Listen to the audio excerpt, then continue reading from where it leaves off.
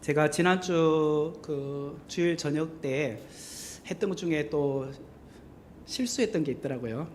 이거는 제가 몰라서 그런 것보다도 막 일을 하다 보니까 열강을 하다 보면 깜빡깜빡 하는 데가 있습니다. 저희 아버지께서 실시간으로 집에서 들으세요. TV로 딱 해가지고 큰 화면으로 보시는데 저한테 그 이스라엘 독립이 1958년도가 아니라 1948년도인데 58년이라고 썼다고. 맞아요. 1948년도 5월 14일입니다. 예, 이스라엘 독립은 1948년입니다. 우리나라 독립은 1945년 8월 15일이죠. 이스라엘은 3년 뒤인 1948년 5월 14일입니다. 네, 기억하시면 되겠습니다. 네, 오늘 우리가 이제 그동안 살펴봤던 지형들을 다시 보시면 우리가 비옥한 초성달 지역인 메소포타미아 지역을 먼저 살펴보았습니다. 그리고 이어서 우리는 또 나일강 중심으로 하는 이집트 지역을 살펴보았고, 그리고 아직 레반트 지역은 아직 살펴보지는 못했습니다. 이거는 이제 노마를 끝낸 다음에 레반트인 이스라엘 땅을 살펴보도록 하겠습니다. 그리고 우리 터키 지역, 튀르키예라고 하는 아나톨리아 지역을 우리가 또 살펴보았습니다. 그리고 그리스 지역, 마게도냐와 아가야 지역에 대해서도 개괄적으로 살펴보았습니다. 오늘 우리가 로마에 대해서 살펴보도록 하겠습니다. 로마는 그리스 땅에서 더 서쪽으로 가면은 장화 모양으로 생긴 지도 있죠. 이탈리아 반도인 노마라는 도시에서 시작이 된 것이 로마라는 이제 제국입니다. 그런데 우리가 신약 성경을 볼 때에 늘 배경에 나오는 것이 다 로마 제국의 배경에서 나온다는 것을 여러분들은 기억을 하셔야 됩니다. 제가 그동안 쭉 살펴봤던 것은 다 구약과 관련된 이야기였죠. 메소포타미아 지역인 아수르 제국, 바벨론 제국, 바사 제국, 그리고 심지어는 그리스 제국, 이것도 중간기이지만 다니엘서에 예언되어 있잖아요. 그래서 이 모든 것들이 사실은 구약 안에 다 소개되어 있습니다. 하지만 로마 제국은 이 중간기, 중간 시대부터 이제 신약의 메인으로 나오는 제국이 로마 제국이다라고 생각을 하시면 됩니다. 그래서 신약 성경을 읽을 때 이 로마의 역사나 로마 제국에 대한 이야기나 그리고 로마의 황제나 그 다음에 총독의 이름이나 이런 내용들을 잘 모르면은 우리가 이제 신약 성경을 읽을 때 좀 백그라운드가 약해지는 거죠. 그래서 우리가 신약을 공부할 때 특별히 이제 헤롯 왕에 대한 이야기도 좀 알아야 될 것 같고, 그 다음에 빌라도 총독이 어떤 사람인지, 그 다음에 로마 황제들에 대한 이야기들, 그리고 박해에 대한 기독교 박해나 이런 부분들도 좀 알아야지만 신약의 그런 역사들을 우리가 살펴볼 수 있겠죠. 먼저 우리가 마태복음 2장 1절 말씀을 보면은 헤롯 왕 때에 예수께서 유대 땅 베들레헴에서 나셨다라고 소개를 합니다. 여기서 말하는 헤롯은 누구인가? 우리가 이전에 지난 시간에 살펴보았던 하스모니안 왕조의 어떤 그런 후손 중에 한 왕인가? 그럼 누구지? 지금 궁금하단 말이에요. 우리가 지금 그리스 제국을 쭉 하다가 이스라엘의 독립 그 왕조가 있었죠. 마카베오 혁명을 통해서 있었던 하스모니안 왕조. 그러면 여기서 나온 뿌리가 헤롯 왕인가? 우리는 또 잘 모르니까 이렇게 궁금증을 가질 수 있어요. 하지만 어떻게 됐든 이 헤롯 왕이라는 이제 단어가 나옵니다. 잠깐만요.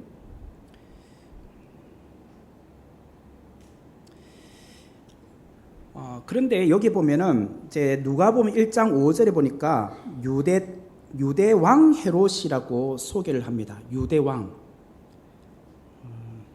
죄송합니다.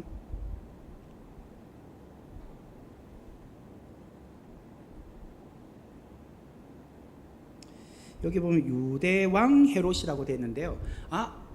헤롯이 유대를 다스리는 왕이었다는 것을 우리가 짐작을 할 수 있겠죠. 그러면 이 헤롯이라는 왕이 어느 헤롯인가도 알아야 돼요.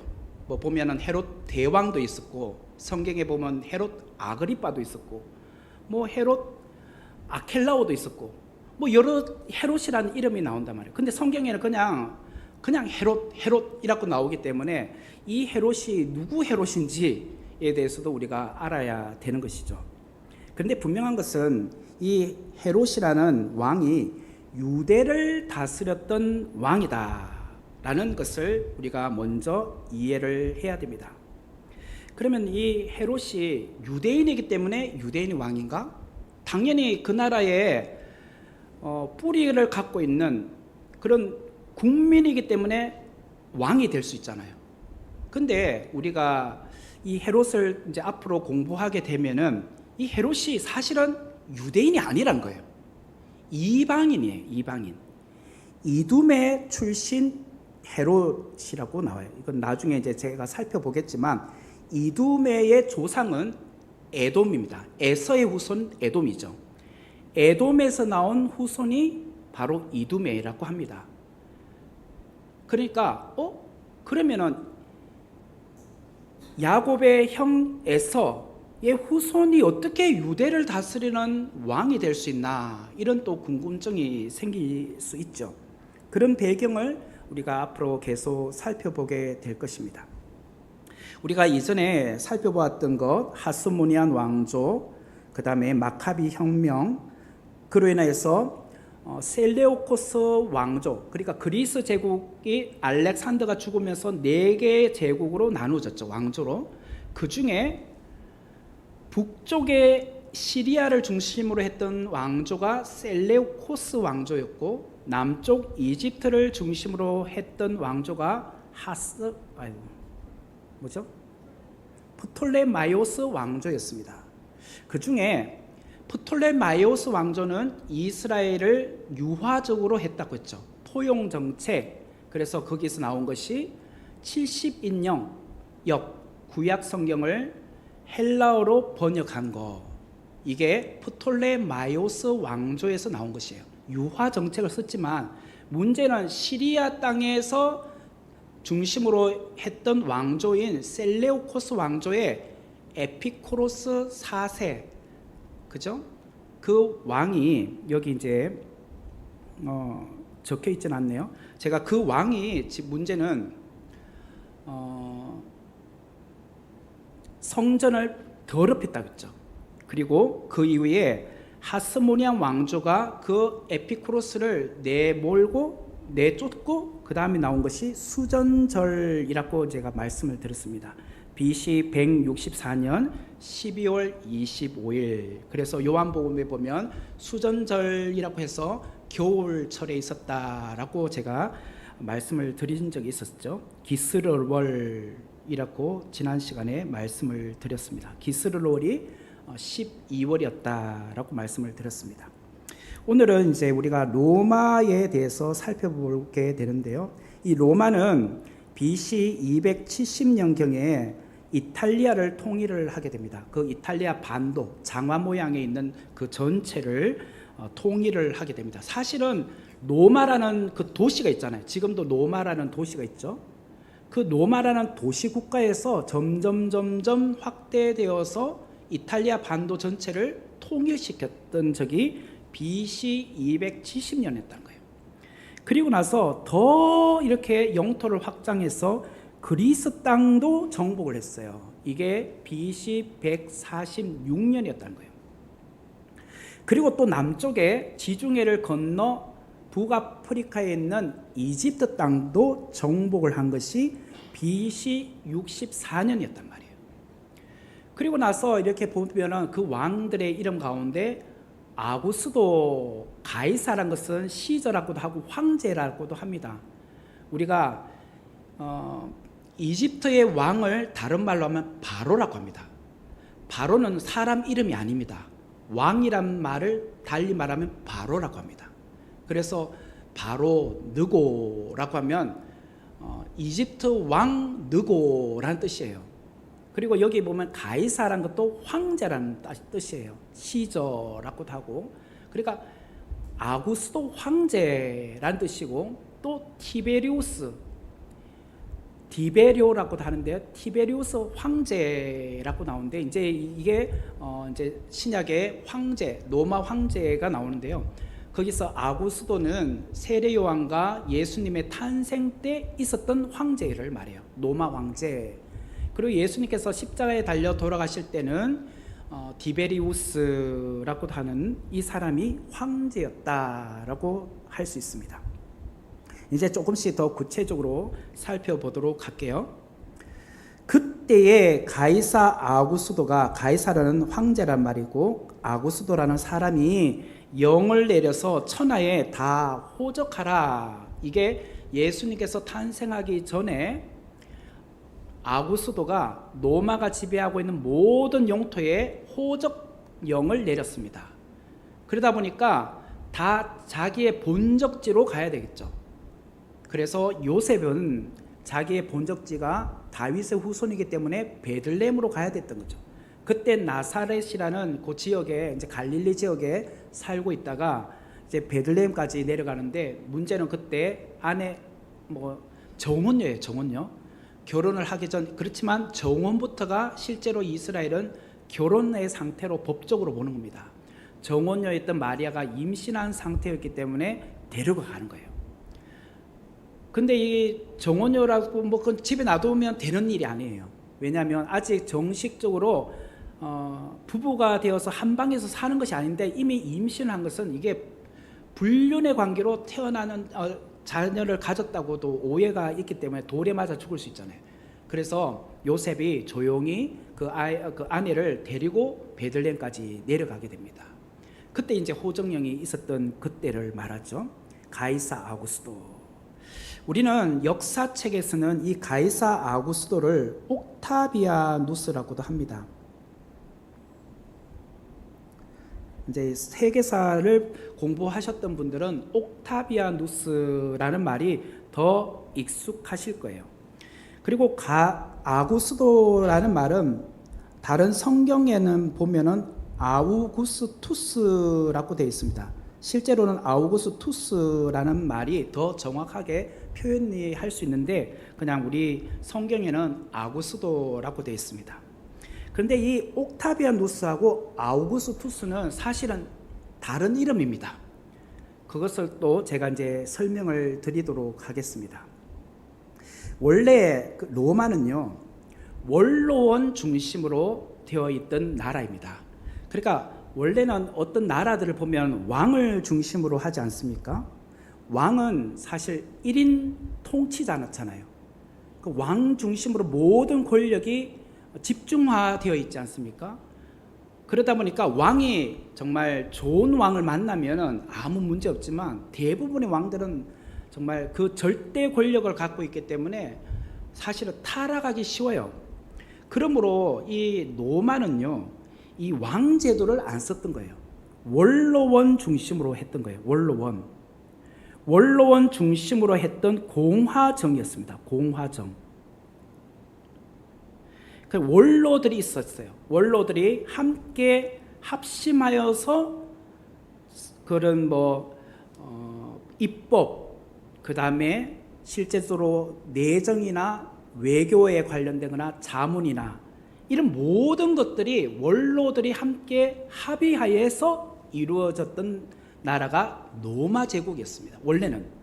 그리고 그 중에서도 좀 집중적으로 조금 더 우두머리가 있었겠죠. 그 사람을 가리켜서 집정원이라고 합니다. 집정원. 그래서 이 원로원 안에서도 조금 더 위치가 높은 사람을 집정관이라고 해요. 집정관. 그래서 이 집정관들이 이렇게 원로원 안에서 조금 더 우두머리 역할을 하면서 그런 역할을 해오던 나라가 로마 제국이었어요.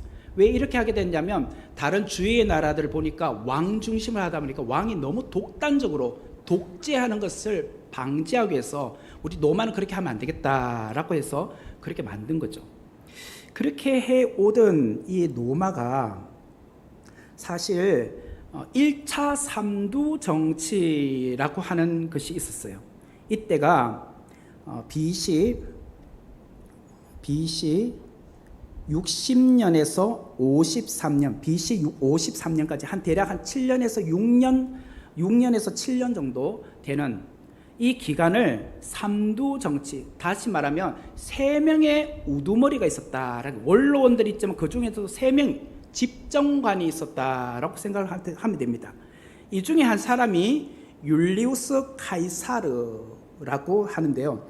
율리우스를 다른 말로 하면 줄리어스라고 합니다. 줄리어스 카이사르라는 말을 다른 말로 하면 시저라고도 하죠. 시저. 율리어스 카이사르, 줄리어스 시저라고 하는데요. 이 사람과 그 다음에 폼페우스는 장군 출신이었어요. 그리고 크라수스라는 이 3명이 집정관으로 있었는데, 이 사람들이 하다가 순차적으로 죽어요. 뭐 암살을 통해서든 뭐 이런 과정을 통해서 죽게 됩니다. 그러다 보니까 이 중에서도 특별히 율리우스 카이사르의 그 외손자가 누구였느냐면 바로 아구스도라는 사람이 있습니다. 외손자. 아까 율리우스 카이사르의 외손자가 바로 아구스도였는데, 이 아구스도를 자기의 양자로 맞아요. 양자로 맞아서 이제 앞으로 이런 것을 삼두정치의 어떤 역할을 감당하게 한 거예요. 그래서 이게 이제 1차 삼두정치인데, 이 3사람이 결국은 순차적으로 하다가 결국 암살당하든지 아니면 뭐 어떻게 됐든 세력이 약해져서 죽고 나서 그 이후에 2차 삼두정치 3명의 또 우두머리가 있었는데, 그 중에 한 사람이 옥타비아누스, 이게 아까 아구스도예요. 아구스도를 다른 말로 하면 옥타비아누스였어요. 원래 본명은 이제 옥타비아누스라고 하는 게 맞아요. 아구스도라는 것은 후대에 이제 바뀌는 이름인데, 일단은 제가 이제 옥타비아누스라고 하겠습니다. 이 사람이 율리어스 시저의 그런 이제 양자가 되는 거죠. 그리고 한 사람이 안토니우스라는 사람이고, 또 한 사람은 레피두스라는 이 한 사람이, 이렇게 3명이 두 번째로 아까 1대 삼두 정치에 이어서 2대 삼두 정치를 하게 되었어요. 그 밑에 또 원로들이 있었겠죠. 근데 이제 서로 간에 이제 세력 싸움이 있게 된 거죠. 그 중에 레피두스라는 이 사람은 사실은 아프리카 쪽을 중심으로 이제 지역을 형성하고 있었던 사람인데, 이 사람이 결국 옥타비아누스에 의해서 세력이 약화돼서 정계에 은퇴하게 돼요. 더 이상 나는 힘을 쓸 수 없다라고 해서 스스로가 나는 옥타비아누스에게 손들었다 항복하고 본인은 정계에 은퇴하게 되었어요. 결국은 옥타비아누스와 안토니우스 이 두 사람이 이게 이제 세력 싸움을 하게 된 거예요. 그러면 2두 정치가 되잖아요. 그런데도 불구하고 그냥 3두 정치로 말하면 이 두 사람이 서로 대립해서 있는 중에 안토니우스가 이집트 땅으로 이렇게 내려가서 영토 확장을 하게 됩니다. 왜? 레피두스가 그 아프리카 지역을 차지하고 있다가 결국은 옥타비아누스에서 이제 세력이 약해지면서 그 땅을 안토니우스가 이렇게 점령하고 이제 확장을 해 나가기 시작했어요. 그때만 해도 그리스 제국에 이집트 땅을 중심으로 있었던 왕조가 어디라고 했죠? 시리아 땅을 중심으로 했던 왕조는 셀레우코스 왕조라고 했죠. 이집트 땅을 중심으로 했던 왕조는 아까 70인역에서 나온 거 프톨레마이오스 왕조라고 했죠. 그 프톨레마이오스, 지금 발음이 어렵죠, 그죠? 우리나라 우리 역사도 아닌데 왜 이렇게 열심히 잘 배워야 되는지. 프톨레마이오스 왕조에 여왕이 있었어요. 그 여왕을 누구라고 하느냐면 클레오파트라고 합니다. 클레오파트라. 여러분 다른 건 모르겠는데 갑자기 이제 클레오파트라니까 뭔가 이제 떠오르기 시작하죠. 이 사람이 이집트 왕조의 마지막 여왕이었어요. 이 사람이 이 좀 전에 말했던 안토니우스랑 눈이 맞았어요. 눈이 맞아가지고 두 사람이 서로 사랑하게 된 거예요. 그래서 그래, 우리 이집트 그때만 해도 프톨레마이오스가 점점 세력이 약화되고 있었죠. 그리스 제국이 로마 제국에서 점점 지배를 당하고 땅이 점점 약해지고 있었기 때문에 결국에는 지금 프톨레마이오스의 마지막 여왕이었던 클레오파트라가 좀 전에 말했던 제가 자꾸 이름이 안토니우스랑 서로 간에 합의를 한 거예요. 우리 서로 사랑하면서 이참에 옥타비아누스를 몰아내자, 그렇게 한 거죠. 서로 이제 합의가 된 거죠. 왜? 그러면서 프톨레마이오스는 다시 세력을 좀 확장시켜주고 좀 더 든든하게 해주고 싶었고, 안티오니우스는 자기의 반대 세력이었던 옥타비아누스를 제거할 수 있는 좋은 기회가 왔기 때문에. 근데 문제는요, 힘을 합쳤는데도 옥타비아누스한테 져요. 그 전쟁이 무엇이냐면 악티움 해전이라고 합니다. 악티움 해전. 이 악티움 해전이 BC 31년이었습니다. 결국 안티오누스와 그리고 클레오파트라가 연합 전선을 폈음에도 불구하고 옥타비아누스한테 지는 거예요.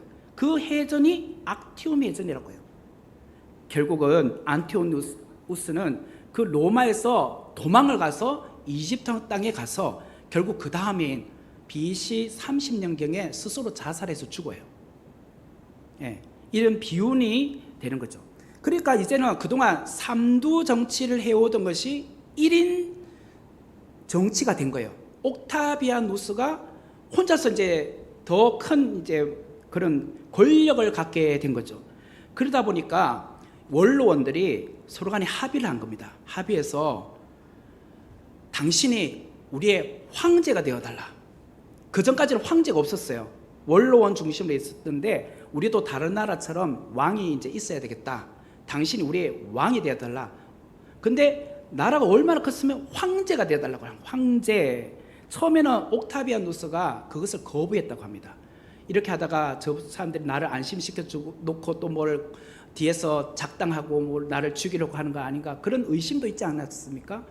그리고 그동안 늘 로마는 원로원 정치를 해왔기 때문에, 공화정이었기 때문에 뭐 그렇게 해도 괜찮다 그러면서 자기가 위에서 이렇게 지시하는 집정관 역할을 하면 되지 이렇게 생각했지만, 워낙 원로원들이 제발 우리의 황제가 되어주세요 라고 하는 바람에 결국은 이 옥타비아누스가 BC 27년에 황제로 칭송받기 시작을 합니다.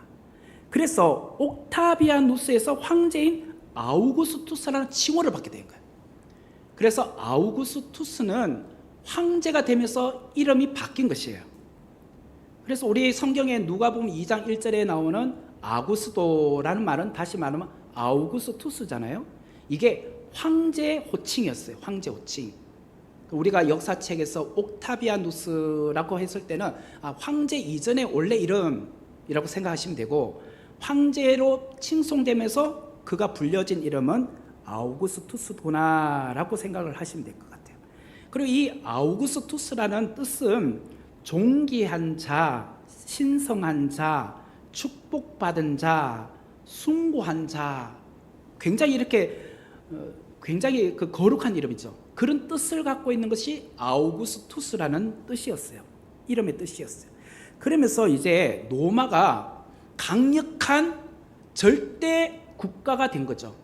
주위에 어떤 나라도 감히 공격할 수 없는 그런 나라가 된 거예요. 그러다 보니까 평화가 온 거예요. 이 평화는 사실은 힘에 의한 평화가 온 거예요.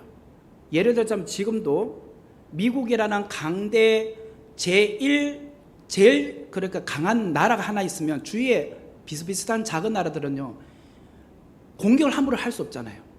만약에 우리가 뭐 이것도 뭐 적용되겠죠. 만약에 미국이 우리랑 우방 국가인데 미국이 좀 힘이 약하다 하면 북한이 가만히 있었겠습니까? 뭐 그런 거와 똑같은 거죠. 워낙 힘이 강하다 보니까 주위에 작은 나라들이 감히 공격을 못해. 서로 간에 전쟁도 못해. 그러다가 로마가 개입하면 찍하고 다 그냥 죽는 거예요. 그래서 평화가 온 거예요. 그냥 힘에 의한 평화. 이것을 흔히 무엇이라고 하면 팍스 로마나라고 합니다. 팍스 로마나. 이게 달리 말하면 그게 이제 평화, 로마의 지배에 의한 평화라고 하는 것이 팍스 로마나라는 뜻이에요. 평화가 온 거예요. 그래서 오랜 기간 동안 결국은 로마 안에는 작은 군소 국가들이 서로 간에 충돌이 일어나지 않았어요. 워낙 힘이 강하니까 전쟁을 할 수가 없었던 거지. 그렇게 온 평화예요. 근데 이거는 사실은 힘에 의한 평화잖아요. 우리 안에도 누가 힘 센 사람 있으면 옆에서 찝쩍찝쩍 아무도 못할 거 아닙니까? 그렇게 온 평화예요. 근데 그때 예수님 오신 겁니다. 그때 예수님 오실 때 하늘로부터 천사들이 밤에 양을 치는 목동들에게 했던 말이에요.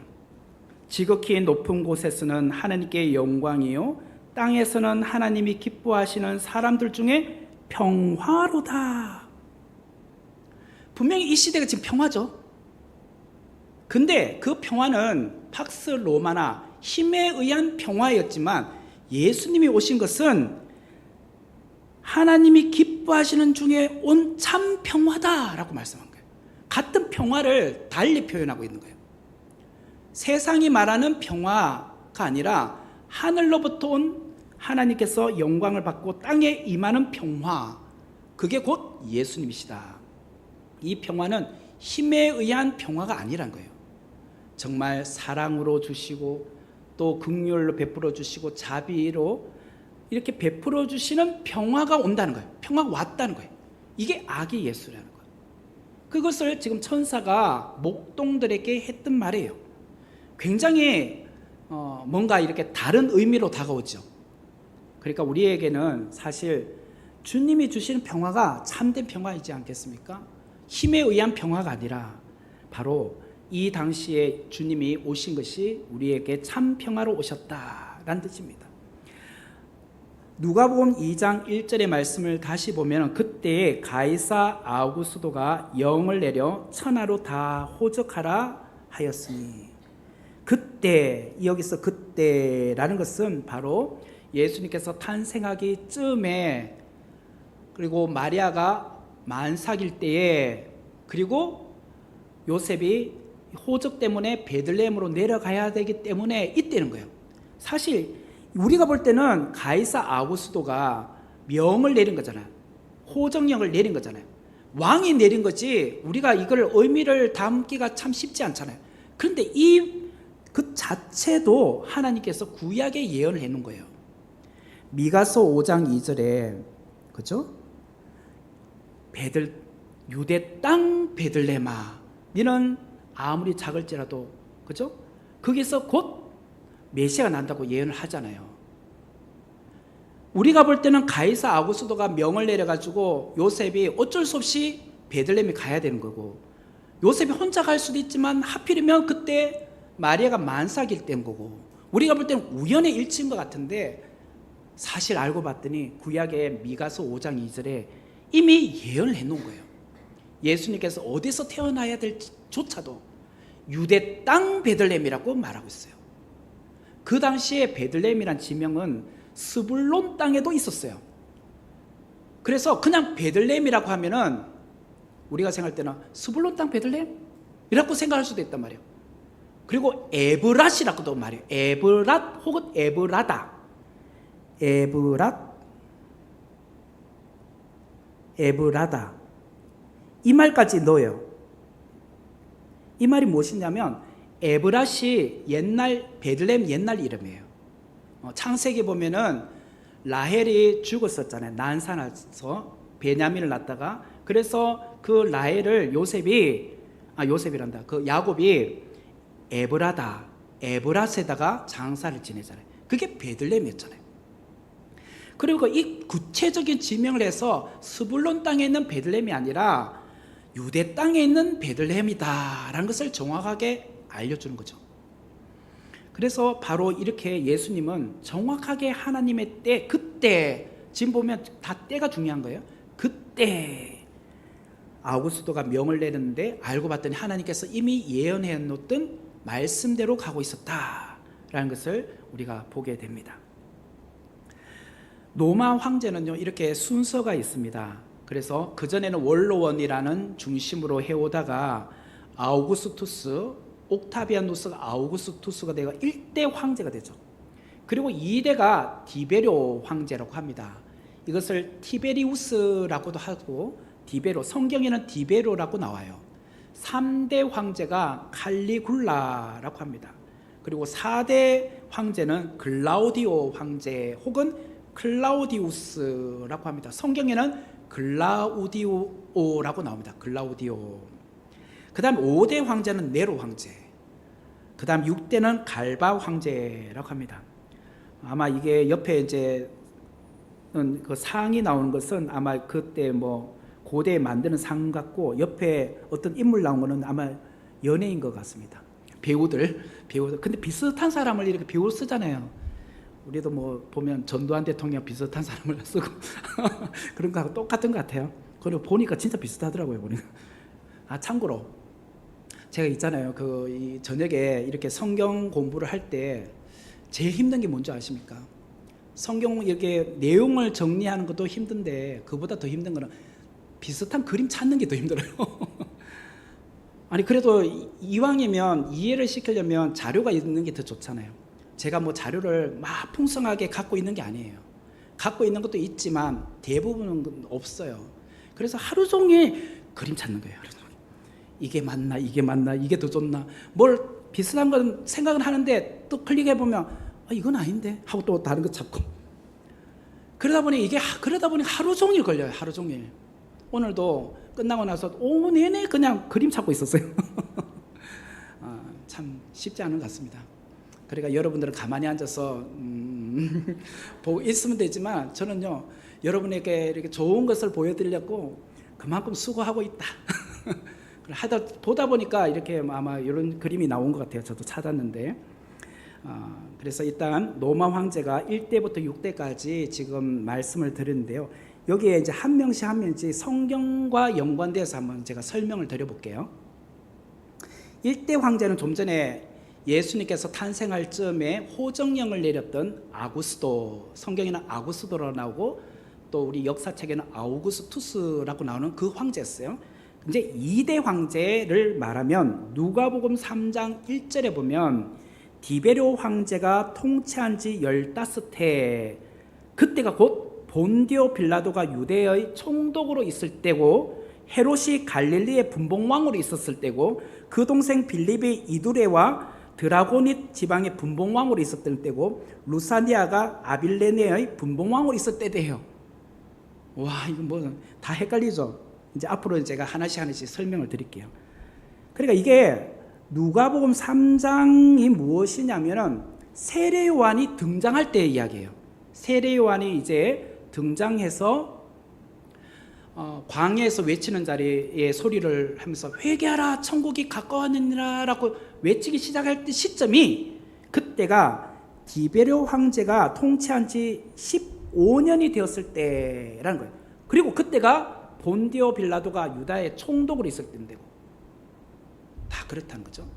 그러면은 예수님과 세례 요한은 나이 차가 어떻게 됩니까?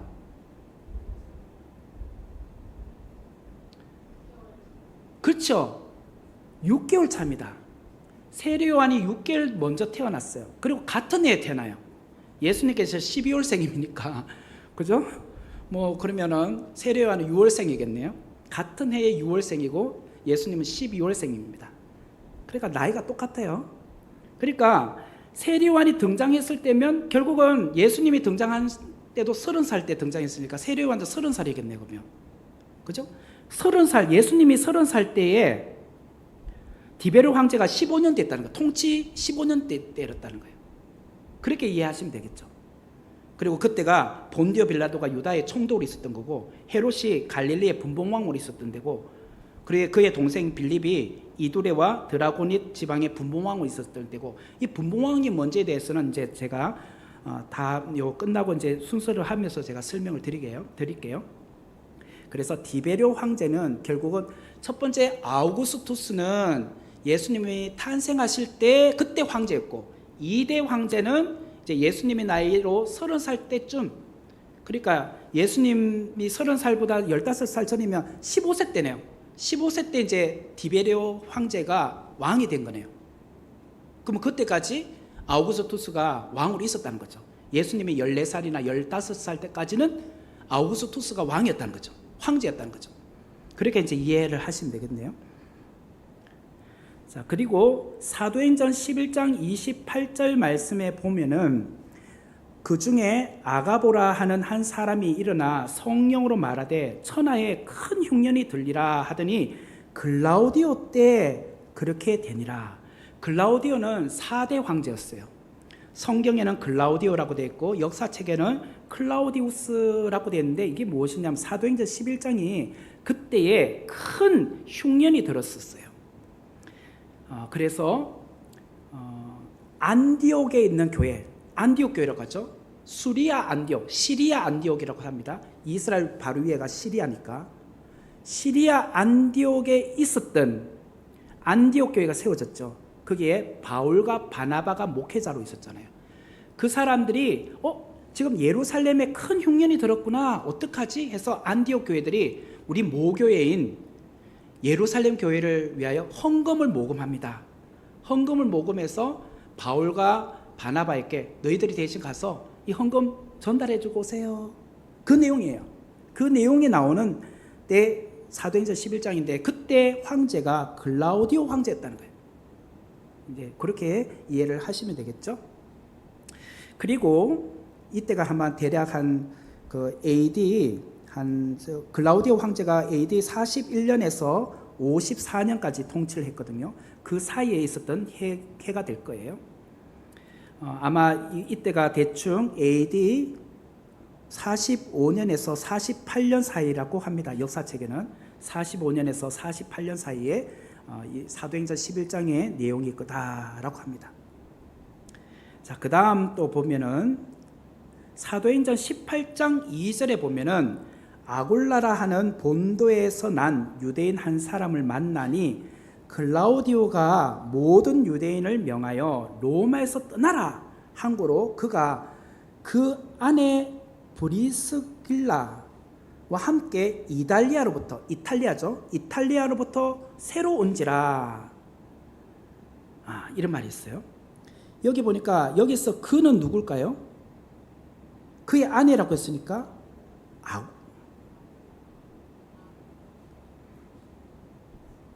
그렇죠? 여기 아굴라라고 했죠. 브리스길라와 아굴라. 그래요. 그러니까 이게 무슨 말이냐면 원래 아굴라하고 브리스길라는 로마에 살고 있었어요. 로마에 살고 있다가 글라우디오 황제가 로마로부터 추방령을 내렸어요. 유대인들은 다 로마로부터 떠나라 라고 해서 결국은 이탈리아에서부터 추방되어서 나왔던 그곳이 바울이 있는 그곳이었다라는 것을 말하는데, 이때 이 아굴라라는 사람은요 유대인이에요. 유대인이고 브리스길라는 로마인이에요. 그러니까 국제 결혼을 한 겁니다. 그리고 이 브리스길라는 로마인으로서 부유층에 속해 있었습니다. 부유한 가정의 딸이었어요. 그 딸이 유대인 남자와 결혼합니다. 아굴라랑. 그런데 그래서 아굴라는 사실 부인 덕분에 이곳 로마에 살고 있었던 거예요. 로마 살고 있다가 글라우디오 황제가 로마에 있는 모든 유대인들을 추방시켜요. 왜 추방시키게 되었느냐면 그 전까지만 해도 로마 황제는 조금 이렇게 유화적인 정책을 썼어요. 유대인이나 기독교인들에게. 그러다 보니까 이전에는 뭐 그런 박해가 많지 않았다가 글라우디오 황제부터 이제 박해가 자꾸 나오기 시작해요. 로마 황제들 안에 보면 10가지 박해가 있거든요. 그 중에 글라우디오 황제와 네로 황제의 박해가 좀 심한 박해 중에 하나였어요. 그 전에 어떤 일이 있었냐면 어떤 이제 기독교인이 이제 점점 확장되면서 기독교인과 그 다음에 유대교 사람들, 기독교와 유대교를 믿는 사람들 간에 갈등이 자꾸 일어나는 거예요. 예수님에 대한 도를 믿는 것에 대해서 서로 간에 갈등이 일어나는 거예요. 그게 이제 로마 안에서도 유대인이 있을 거고 기독교인이 있잖아요. 그리고 또 기독교인과 또 헬라인들 간에도 갈등이 일어나기 시작하는 거예요. 그러니까 막 이게 복잡해지는 거예요.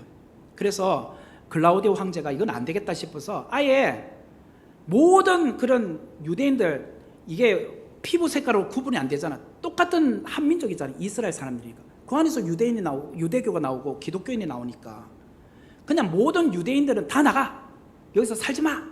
그래서 추방을 하게 됐다는 거예요. 서로 갈등이 이제 너무 격렬하게 일어나고 있었기 때문에 그래서 나가게 되었다는 거예요. 그리고 이 네로 황제에 있어서 박해에 대해서 오늘 이것만 하고 마치도록 하겠습니다. 네로 황제 때는 정말 굉장히 큰 심각한 박해가 나와요. BC 54년부터 68년도까지 이 네로 황제가 통치 기간이었는데 로마 황제들 가운데 최악의 황제예요. 최악의 황제. 이 사람은 어머니하고 이복 동생을 살해해 버려요. 친어머니와 이복 동생까지 죽여요. 그리고 베드로와 바울도 처형했던 사람이 네로 황제예요. 베드로 그리고 바울. 그리고 성적으로도 굉장히 타락한 사람이고 심지어는 로마시를 자기가 불질러 놓고 이거를 유대인들이 그랬다고, 기독교인들이 했다고 해서 로마 대화재 사건을 기독교인들이 그랬다고 그렇게 덤탱이로 씌워버렸던 사람이 네로 황제였어요. 그리고 로마시를 불태워놓고 거기에 미치광이 짓을 하면서 하프로 연주하고 있던 사람이 이 네로 황제였어요. 이 내용이 베드로 전후서의 배경이에요. 베드로 전후서의 내용들은 네로 황제 때 있었던 그런 박해에 관련된 이야기들이에요. 고난. 그 중에서도 히브리서 11장 37절이 네로 황제와 관련된 박해 이야기예요. 양과 염소의 가죽을 입고 유리하여 궁핍과 환난과 학대를 받았으니 라고 나오는데, 여러분 혹시 코바디스 영화라는 것을 보셨는지 모르겠습니다. 거기 보면은 이 로마 원형 경기장 안에 유대인들, 그 기독교인들이 이렇게 놔두고 거기다 사자들 풀잖아요. 그래서 그 유대인, 그 기독교인들을 이렇게 잡아먹는 그런 게 나오잖아요. 이게 코바디스 영화잖아요. 바로 이런 배경에서 나온 것이 바로 이런 건데요. 그 당시에 로마 황제 네로나 이런 박해들이 너무 심하다 보니까 기독교인들이 카타콤이라는 그 동굴로 들어가서 숨어 살기 시작을 했어요. 그렇지만 이 로마 사람들이 얼마나 집요한지 그런 사람들을 다 착출해내잖아요. 그 중에 붙잡힌 사람들이 있겠죠? 붙잡혔을 때 어른들만 붙잡힌 것이 아니라 아이들도 함께 붙잡힌 경우도 있었어요.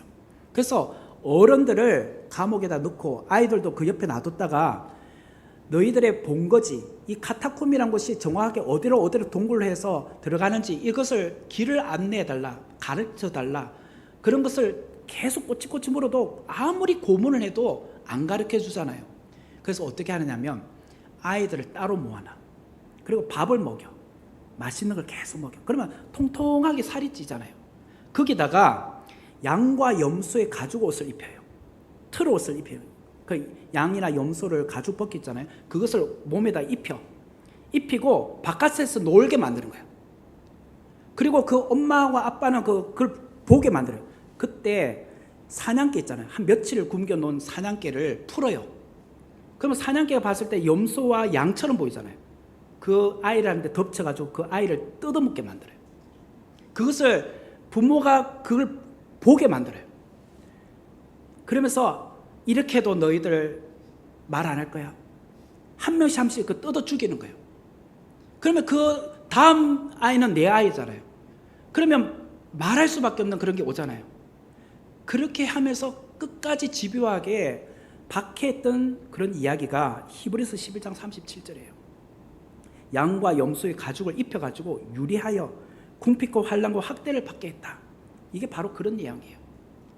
굉장히 무섭죠. 그래서 이게 지금 글라우디오 황제나 네로 황제가 이처럼 기독교인들을 얼마나 핍박했는지 몰라요.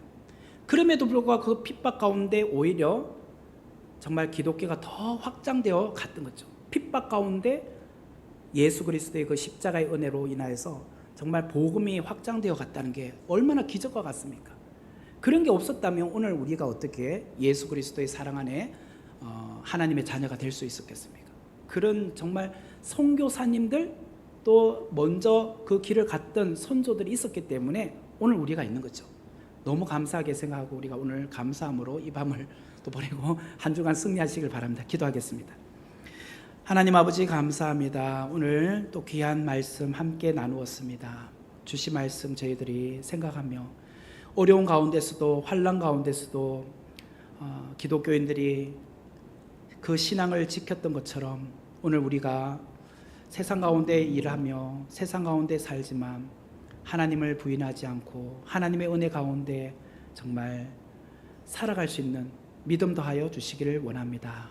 한 주간도 저희들이 정말 힘들고 어려운 상황 가운데 잘 견뎌내고 다음 주 주일날 만났을 때 더 기쁨으로 또 주 안에서 만나게 하여 주옵소서. 예수님의 이름으로 기도하옵나이다. 아멘. 예.